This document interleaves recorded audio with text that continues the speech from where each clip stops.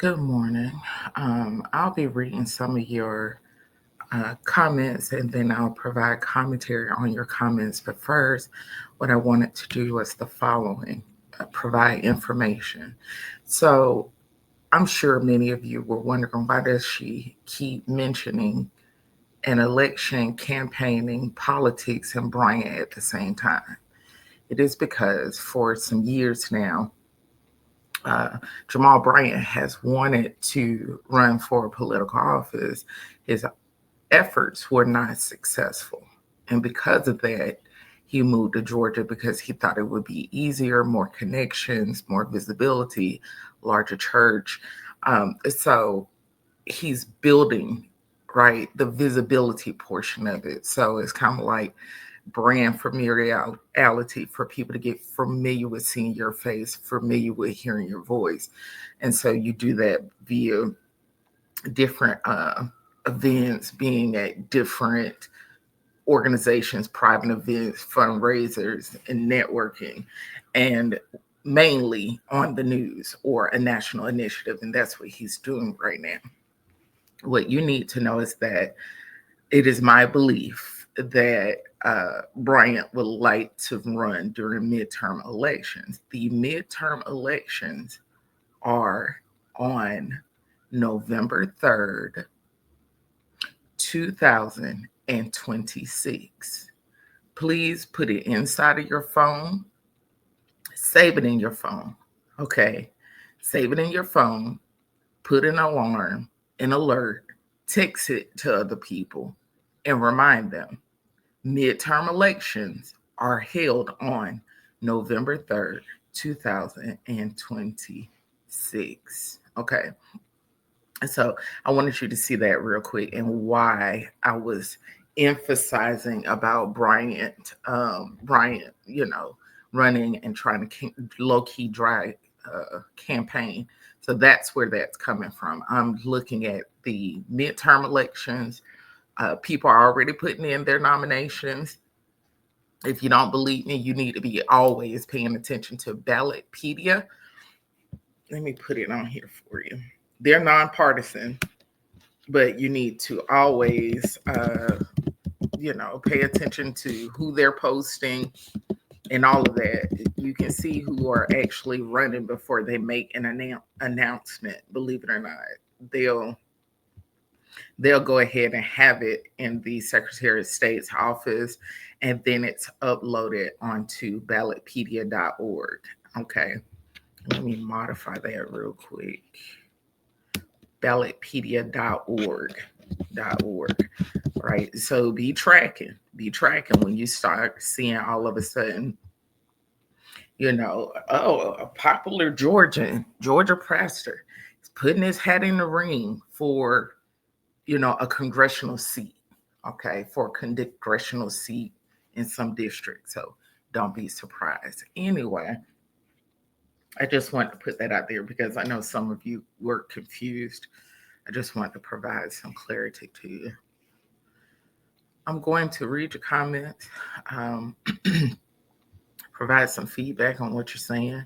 As I read your comment, you will start noticing a nice, lovely, pretty red heart will be next to your comment. And if you see a heart, that means that your comment was read within this broadcast. Okay. I have a comment from someone named German Student 06. Pre and post boycott, was it effective? With over abundance of education, somebody should have sidestepped Target and created even a short-term pilot program. Spirit Halloween does it every year on the cheap. The opportunities are there, and Thomas Sowell pointed that out years ago. Truly a gifted economist to check out. I actually listened to him, a German student. Thank you so much for your comment, as it is it is spot on. It is the message that we need to hear right now, and it resonates with me tremendously because that's it. I never would have thought of Spirit Halloween. That was a wonderful, wonderful, wonderful example of a business model that would have been impactful during this boycott. I thank you so much for bringing that to the light, because I never would have thought of that. See, I just want to point something out real quick. Do you see how the mind work as far as individualistic thought, right? Instead of Bryant up at the forefront, here you have someone down in the comments who are actively engaged in thinking, right? And they presented a wonderful idea, an example. And that's what I mean by going back to the past, which Bryant did, and those who are innovative and come up with strategies and ideas that are beneficial to us as consumers and as business owners. And we need that type of fresh thinking. You get what I'm saying? So I thank you so much, German student. Thank you so much. I hope you have a wonderful day. Thank you for commenting. Hey, Praise Queen. Good morning. Good morning. How are you doing? She says, sis, thank you so much for sharing this information. I had no idea and would have never thought to look up this information about Dollar General. Ignorance is not bliss. Obviously, no one bothered to do research on this organization before calling a boycott. Well, the reason why I was so familiar with them is because Dollar General is one of the companies I was trying to put one of my early products into. And I mean, the reason why I was denied was because my brand didn't fit what they were doing. It was just abstract, right? It was more me, chasing money more than really paying attention. But anyway, I just wanted the product in people's hands, and I just thought it would be more accessible. And then I started doing research on them, and before I even presented, tried to pitch and get into their stores, I did research on them. And so turns to find out what they use those grants for. It is for people to earn their GED. It pays for tutoring for those who high school dropouts. It also pays for different resources, computers, and tools they need to be academically successful. And the target population for those grants, they are those who are underserved populations, and 200% below poverty guidelines in the country. So they are serving the absolute very least of them. And that is something I personally get behind 100%. And you guys know that already. And so that's part of the reason why, I wanted to work with them, not for them, work with them.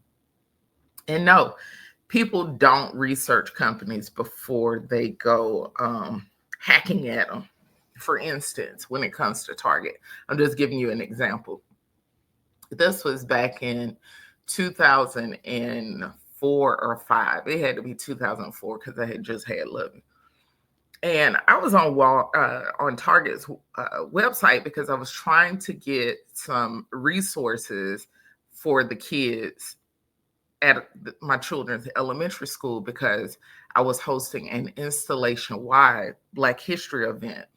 And so I needed prizes for the children who won the essay contest, who won the poster board contest for Black History Month. And so I was going to all of these retailers and basically soliciting, hustling gifts, prizes, first, second, third place prizes. But before I ask a company for money, guess what you do? You got to vet them. You got to find out what they're doing. And this is in 2003. I go all the way to the bottom of the Target webpage, and guess what I find? You see the organizations or the cause they're supporting. And at the very, very bottom of that Target website were two things. It was Black businesses, and it was for the LGBTQIA plus community businesses. And it showed how they were doing all of these outreach events, volunteerism with them, money they get donated. Like it was some housing or something for those who were living with HIV and AIDS. And then they were, showing how they helped in Black communities, and they have volunteers come out and all of this stuff. So that's what led to my commitment and support of the brand itself, because I was able to see them physically in Black communities doing things, doing the work, volunteering at schools. And it was beautiful to me. This is all the way back in 2003.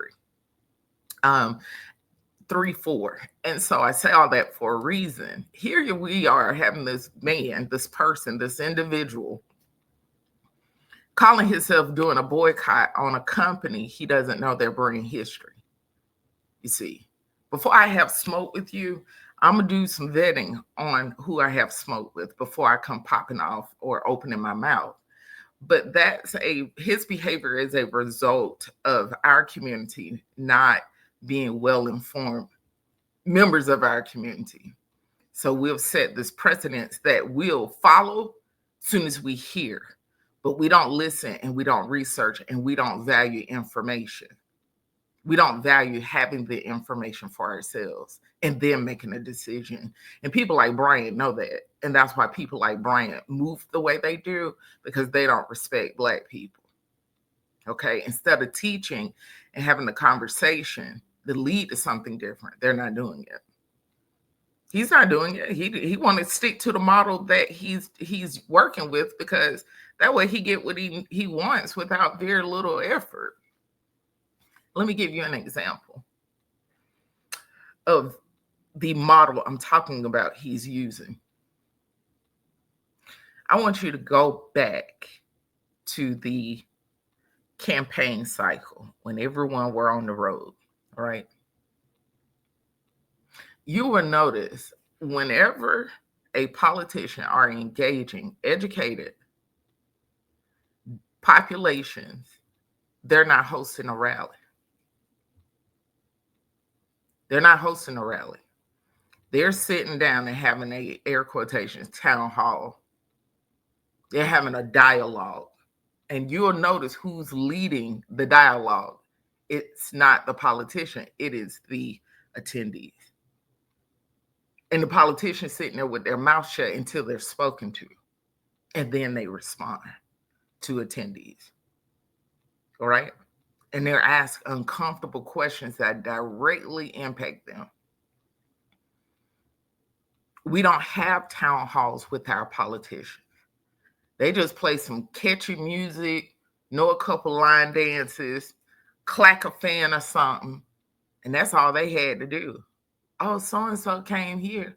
So-and-so took a few pictures, and that's all they have to do. It's like coming into the wrestling ring. Play the loud music, raise up your arms, everybody cheer. That's sufficient for our community. Instead of us saying, oh, no. Oh, no. You coming to my city, you plan on campaigning here? Okay, well, we're going to host an event with about 350 people. We're going to have a town hall at the local college auditorium. And you're going to answer some questions. That's what you're going to do, or don't come here. Don't come here at all. No, we don't need a hype person. We don't need a slogan. We need to have a conversation. You need to earn this vote. You're going to have to if you want it. Just like I earn my money to be able to put gas in the car and pay for the car that I'm going to have to drive to the ballot. So you're going to have to earn it. You're going to have to pay my gas money, meaning you're going to have to listen to me.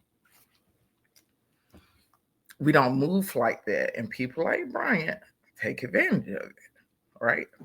He's not used to Black people sitting down having a conversation with him. He just wants them to up and do something. I've already recorded the dream for you, Praise Queen, and I'm just holding it right now. Your next comment says, hey, my sister friend, hey girl, nobody is thinking about J Mall, the T-Moo MLK. You know what?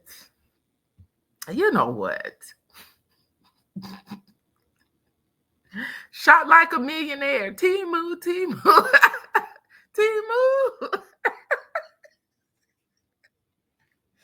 baby, girl.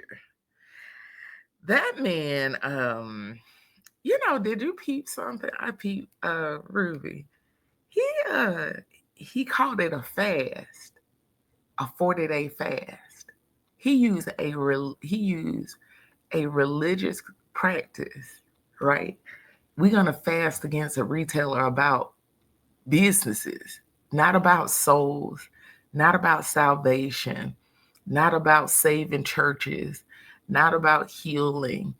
I mean, none of that. We call him a fast for 40 days from Target. And he just showed Target in the entire world just how he trivializes his own religious beliefs that he gets paid from and preach. And he's a pastor. Let me tell you something. People in certain communities, let me tell you something. They're laughing at this clown. I'm telling you.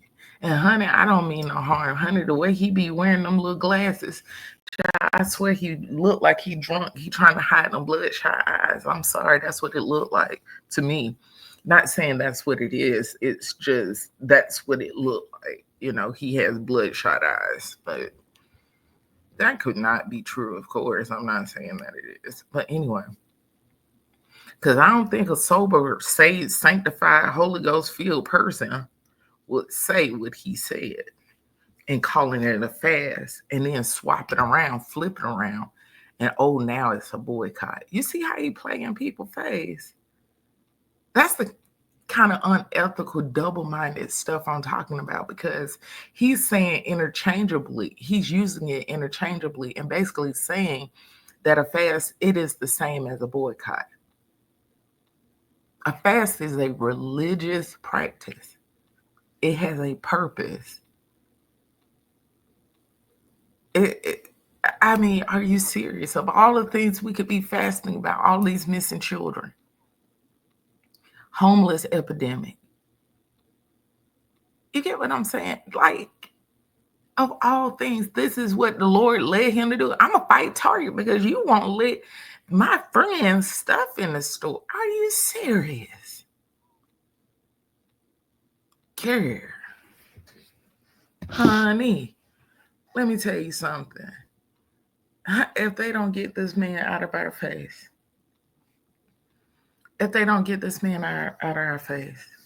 Ruby, I know something, because let me tell you something. He put his behind on single solitary ballot. Honey, I'm coming with smoke, fireworks, and everything else. And I can tell you this now. Let our behind sit there and let that joker run and call ourselves supporting him. And I'm going to have to do what I have to do to help us. And I know that sounds, I'm woman enough to own it. Do you hear me? If we will not rise to the occasion to be responsible voters and quit letting Johnny come latelys like Jamal Bryant play in our face, unfortunately, I will have to do something to help us. I'm serious. Because I'm going to have to use another strategy to go after him. Because we don't know how to go after him, and we won't call him to the carpet, and we won't choose better for ourselves. So I'm not going to sit there and not say nothing or do nothing when you're putting a millstone around your neck. I'm not that girl. I'm not that. So all I can say is let me tell you something. He better not put his behind on damn ballot, and they better not support him because they're not paying attention. And they need to be, and they need to do better and quit trivializing our vote like he's trivializing our faith. I'm going to tell you, Ruby, I'm telling you now. He put his name on nary ballot. I assure you, on me. Let me tell you something. I'm going to do it. That's all I'm going to tell you. When you see it happen, just know Simply did it. That's the only person who said she is not going to tolerate it. You will not. You do not. You're not fit to represent us in any capacity. None. Better keep that little podcast and shut up. Hi, Duval Diva. Welcome, and thank you so much for listening. Thank you so much. Thank you so much. All right. That's everyone. Hold on. Let me see if there are any held comments. There are not. Let me see if there are any recent comments before I hop and skedaddle. I have some stuff I need to do. Oh my gosh. Hold on. Oh, I didn't see this comment. Her name is Marrow57. And she says, I'm not boycotting anything, sis. I don't blame you. There isn't anything to boycott when it comes to Dollar General. If anything, we need to be supporting them. Not only that we know literacy, that's their strong suit, that's their big deal.